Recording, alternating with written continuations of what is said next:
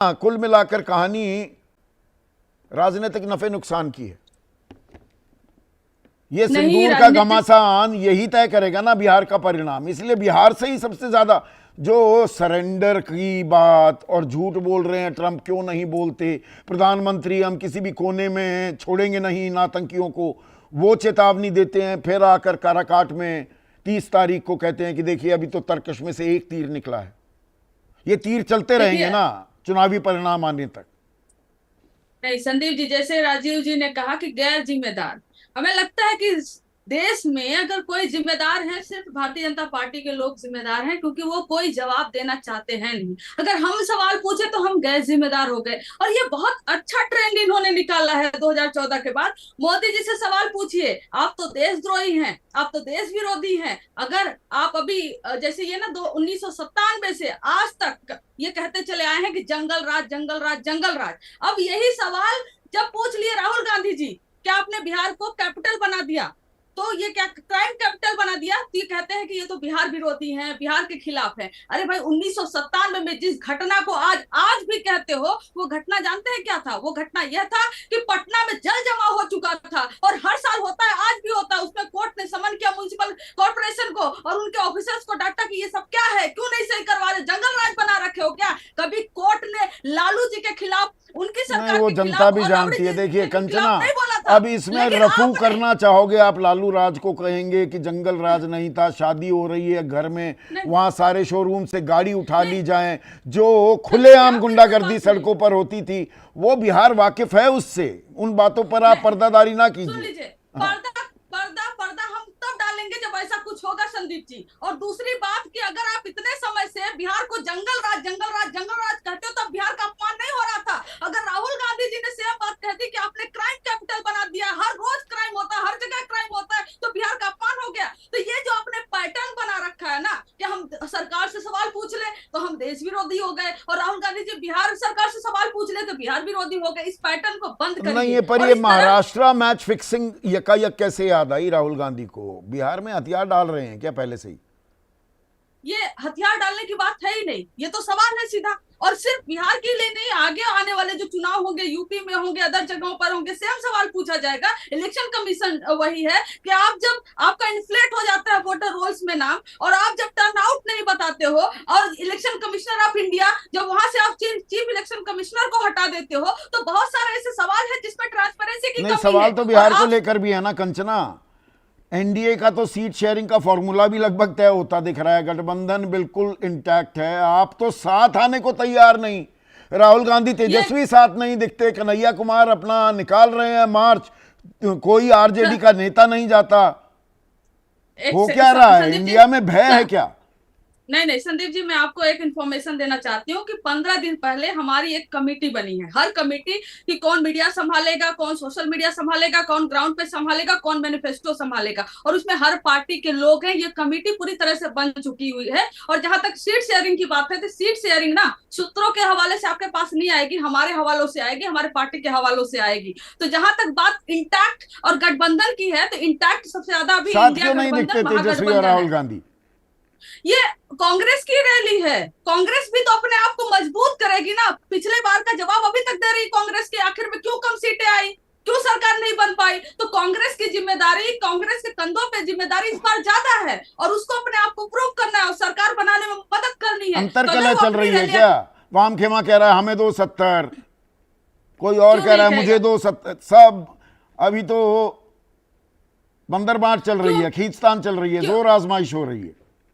क्यों नहीं कहेंगे? हर पार्टी के अपने कैडर होते हैं, हर पार्टी के लोग होते हैं जिनका एम्बिशन होता है चुनाव लड़ने का, और पार्टी के मुख्य जो लोग हैं उनकी जिम्मेदारी होती है कि उनके लिए जो है कि सीट मांगे। अगर वो मांग रहे हैं तो उसमें कोई गलत काम नहीं कर रहे हैं, लेकिन फाइनल क्या होगा वो सूत्रों के हवाले से नहीं, वो हमारी पार्टी को। चलिए, ये बात आपकी जायज है, पर यहाँ पर अश्विनी शाही, चुनाव आयोग और हमारे दर्शक भी ये सवाल पूछ रहे हैं, जो ये बेसिक सवाल पूछे जा रहे हैं कि भैया पूरी की पूरी वोटर लिस्ट जो है उसको सार्वजनिक कर दो, 5 बजे के बाद सीसीटीवी फुटेज, वो कानून बदल दिया आपने महाराष्ट्र के चुनाव के बाद। ये जानकारी अगर सार्वजनिक मंच पर आ जाए तो चुनाव आयोग पर जो सवाल उठ रहे हैं या जो साइंटिफिक रिगिंग के आरोप विपक्ष लगा रहा है आप पर, आपकी पार्टी पर, वो अपने आप औंधे मुंह गिर जाएंगे।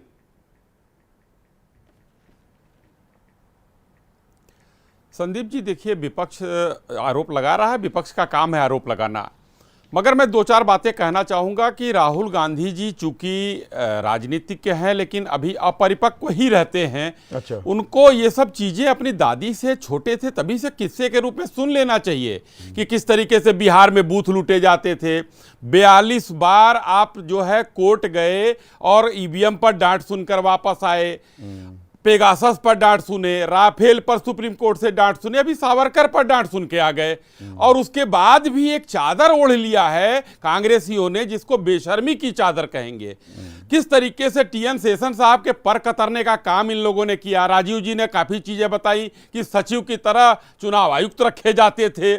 तो अभी इनको जिस तरीके से पारदर्शिता है, ये हमारे दर्शक की सवाल पूछ कोई रहे हैं। गलत नहीं है। नहीं सवाल नहीं, वो पूछ रहे हैं भाई ये जानकारी जो हाँ। मांगी जा रही है वही मैंने पूछा। दर्शक भी ये पूछ रहे हैं अश्विनी कि वो जानकारी कर दो सार्वजनिक, उसमें दिक्कत क्या है। आपकी बातें अपनी जगह बिल्कुल जायज हैं। अखिल प्रताप सिंह दिल्ली वासी हैं, वो यही सवाल पूछ रहे हैं, महाराष्ट्र चुनाव पर चुनाव आयोग पूरी तस्वीर सार्वजनिक क्यों नहीं करता। आपने 2 बार ये बात कही, 24 दिसंबर की बात आपने कहा, वो पूरी सूचना ईसी की वेबसाइट पर लोडेड है। दूसरा कहना चाहता हूं कि जो सवाल पूछ रहे हैं, मध्य प्रदेश में ऐसे ही सवाल उठाए गए थे। मध्य प्रदेश में 90 विधानसभाओं में कमेटी बनाकर बीएलओ घर घर जाकर चेक किया और कांग्रेस को वहां पटका नहीं मिली, कोई वो सूचना नहीं मिली। समाजवादी पार्टी ने 2022 के चुनाव में उत्तर प्रदेश में 20,000 यादव और मुस्लिम वोट काटने का आरोप लगाया था, लेकिन सबूत के साथ जब नोटिस आया कि सबूत के साथ आप पेश करिए, नहीं पेश कर पाए सबूत, नहीं बता पाए कि 20,000 कहां से कटे हैं। तो इन लोगों का यही काम है, आरोप लगाना और भाग जाना। आरोप अच्छा, ये अब आपने 2 बातें कही अश्विनी भाई। एक आपने परिपक्व शब्द इस्तेमाल किया कि परिपक्वता नहीं आई है राहुल गांधी में, अभी इंदिरा गांधी से, अपनी दादी से सीखना चाहिए वगैरह वगैरह। मुझे लगता है पर वो उन्होंने सीख शायद आपके वरिष्ठतम नेता लाल कृष्ण आडवाणी, वही है ना अभी वरिष्ठतम नेता बीजेपी की, गलत तो नहीं कह रहा हूं जी, शायद उनसे सीखी है। ये देखिए दर्शकों और अश्विनी शाही तो जानते हैं, ये 2009 में एक किताब आई, किताब का नाम है डेमोक्रेसी एट रिस्क, खतरे में प्रजातंत्र, can we trust our electronic voting machines, क्या हम ईवीएम पर भरोसा कर सकते हैं। ऊपर क्या था इस किताब के लिखा हुआ, shocking exposé of the election commission's failure to assure the integrity of India's electronic voting system.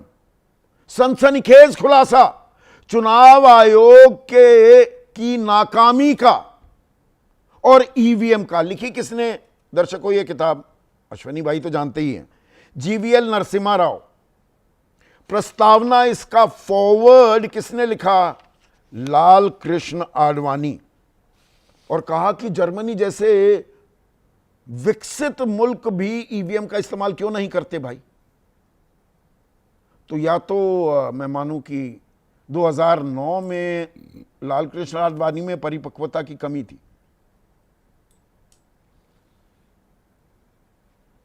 नहीं, इसका जवाब ले लीजिए प्लीज। आडवाणी जी ने सिर्फ इस पर उठाया समय का फेर देखिए कि उस समय क्या परिस्थितियां थी जब चुनाव आयोग ने उस समय कहा और बताया, साबित किया 42 बार की हैक नहीं हो सकती, हमने भी मान लिया।